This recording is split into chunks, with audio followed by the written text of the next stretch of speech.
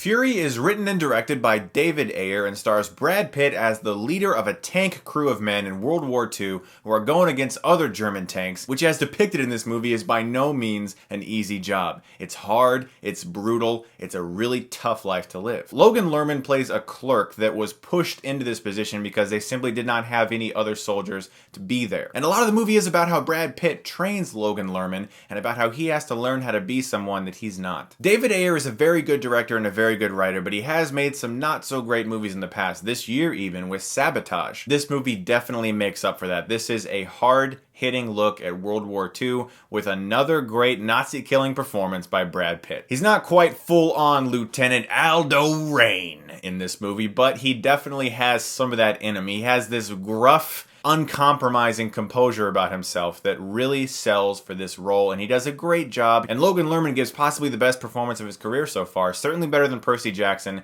and probably better than Perks of Being a Wallflower. He was excellent in this movie. You know who else is good in this movie? I gotta give him credit. Shia LaBeouf was great in the movie. And I say that because he's gotten so much public press because of his weird things that he's been doing. But look, as an actor, he's doing a really good job in this movie, and I have to give him credit for that. Michael Peña is also awesome in this movie, and one of the things that David Ayer was able to create so well that he did excellently in End of Watch was a camaraderie around a group of men that are entertaining. You want to like these guys, you want to root for them, and they feel like a family. Jon Bernthal is also great in the movie. It's a well-shot movie. I was really impressed with the way David Ayer lensed this movie because it wasn't shaky, it wasn't handheld like his previous films. This was a very locked down, smooth, and fluid picture, and it all looked really good. That being said, I didn't really feel that much for the characters in this movie. I didn't feel very attached to them, and so when the amazing action sequences were happening, I was just very entertained by the filmmaking and not so much worried for their survival. There's also a dinner scene in the movie that is meant to kind of build character, and I don't really know if it did that too much. I feel like it actually just messed with the pacing quite a bit. By far the biggest thing that I can recommend about this movie is the action. It's very well done, it's extremely realistic, it does not seem fake at all,